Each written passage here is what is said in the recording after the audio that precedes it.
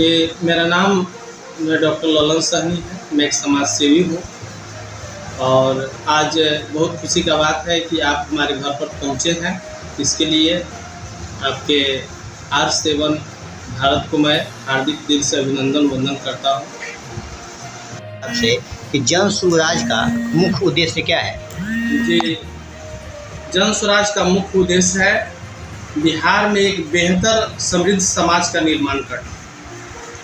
इसका लक्ष्य है समाज में योग्य और अच्छे लोगों को पहचान करना, राजनीतिक में लाकर एक अच्छा राजनीतिक प्लेटफॉर्म तैयार करना और लोगों को जागरूक करना। इसका ताकि आपके बच्चे दूसरे राज्यों में जो नौकरी के लिए जा रहे हैं उनको नौकरी के लिए भीख मांगना ना पड़े। बिहार के लोगों को जन स्वराज जो है प्रशांत जी के नेतृत्व में जो है माध्यम से जगाने का काम कर रही है। अगले विधानसभा चुनाव में क्या जन स्वराज चुनाव लड़ेगी?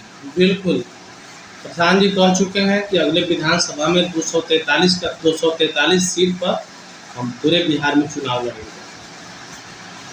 लगता है आपको कि प्रशांत किशोर बिहार के एक दूरदर्शी नेता साबित हो पाएंगे? जी श्रीमान, प्रशांत किशोर अपने हर सभा में कहते हैं कि बिहार के लोगों को लगता है कि शर्ट के ऊपर जो गंजी पहनता है वही बिहार का नेता है और उसी से विकास होगा। ऐसा बिल्कुल नहीं है श्रीमान। प्रशांत किशोर पढ़े लिखे हैं, देश में अलग अलग नेताओं के साथ कार्य करने का उनको अनुभव है, इसलिए बिहार के लिए एक दूरदर्शी नेता साबित हो सकते हैं। उन्होंने बिहार के पद यात्रा के समय गांव-गांव में कहा है कि समाज में अच्छे लोग जब तक राजनीतिक में नहीं आएंगे तब तक बिहार का विकास संभव नहीं है।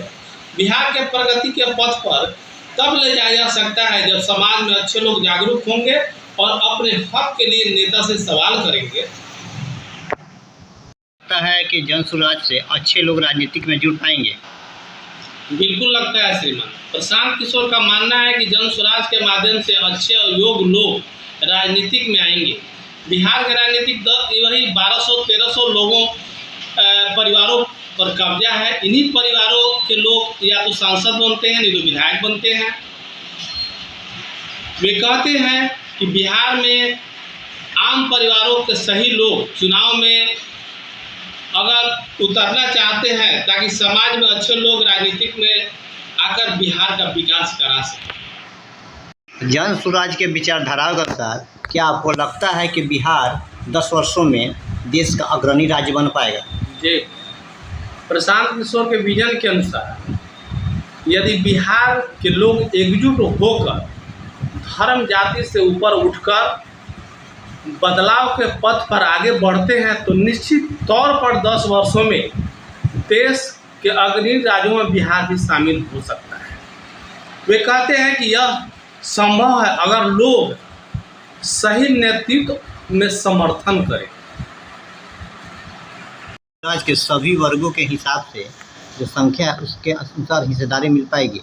जी, जन स्वराज का उद्देश्य यह सभी वर्गों की संख्या के हिसाब से उचित प्रतिनिधित्व मिले, इसमें सभी की आवाज़ सुनी जा सके और सभी के हितों की रक्षा की जा सके। यही कारण है कि उन्हें समाज के सभी वर्गों को उसकी संख्या के हिसाब से संगठन में टिकट देने का वादा प्रशांत जी पटना के कई मीटिंग में कर चुके हैं। राज्य में महिलाओं को भी उचित हिस्सेदारी मिलेगी? जी, भागीदारी मिलेगी क्या? जी सर, जन स्वराज में महिलाओं की भागीदारी मिलेगी।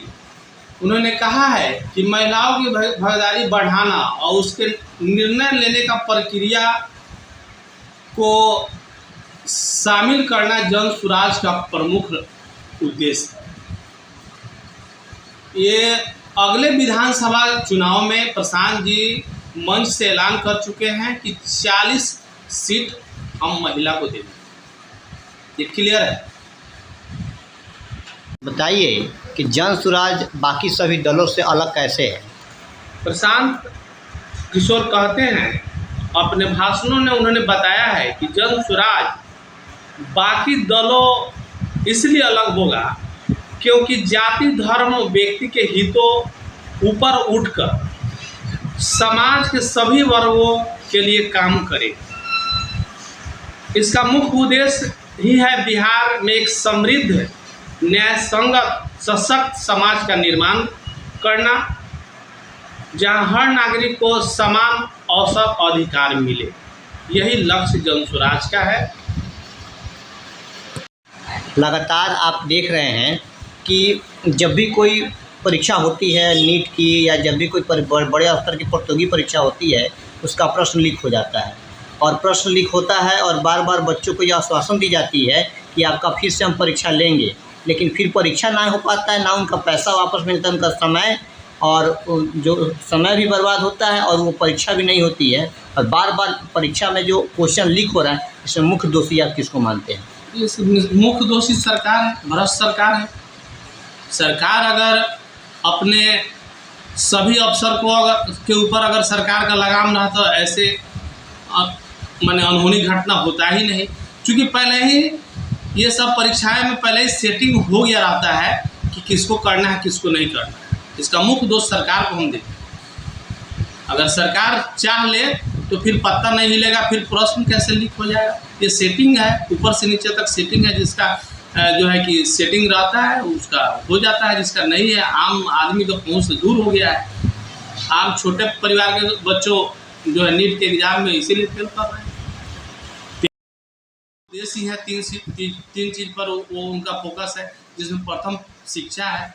उनका क्या नाम है कि अगर नवोदय विद्यालय के तर्ज पर प्रत्येक अनुमंडल में एक विद्यालय खोला जाए तो अच्छा शिक्षा और गरीब परिवार के बच्चे भी अच्छा शिक्षा प्राप्त कर सकते। दूसरा है कि बिहार में मोदी की सरकार 10 साल से पूरे भारत में, लेकिन क्या वजह है कि बिहार के लोगों को 5 किलो अनाज देकर वोट लिया जा रहा है और देखने लगता है गुजरात किसान जी कहते हैं कि अगर बिहार में मोदी अगर प्रसाद जी की सरकार बनती है तो फिर हम ताकि जो मजदूर बाहर जाकर कमा रहे हैं 15,000 का व्यवस्था करना उनका मुख्य एजेंडा में दूसरे स्थान पर है। और तीसरा स्थान है उनका वृद्धा पेंशन। और प्रदेशों में वृद्धा पेंशन 2,000 रुपया है, लेकिन यहाँ बिहार में 400 रुपये वृद्धा पेंशन। किसान जी कहते हैं कि अगर हमारी सरकार 2025 में बनती है तो फिर हम 2,000 रुपया वृद्धा पेंशन भी करेंगे। लगातार शिक्षा विभाग में घोटाले हो रहे हैं, स्वास्थ्य विभाग में दवा का घोटाला हो रहा है। अभी अभी शिक्षा विभाग में बेंच का घोटाला चला गया, आपने समाचार पत्रों के माध्यम से देखा होगा। और जांच की टीम भी बैठी है, जांच के टीम में भी वही अधिकारी है जो उस बेंच का जो घोटाला उसमें वो संलिप्त है। क्या आपको लगता है कि वह जाँच जो है अच्छी हो पाएगी? और जाँच में बिल्कुल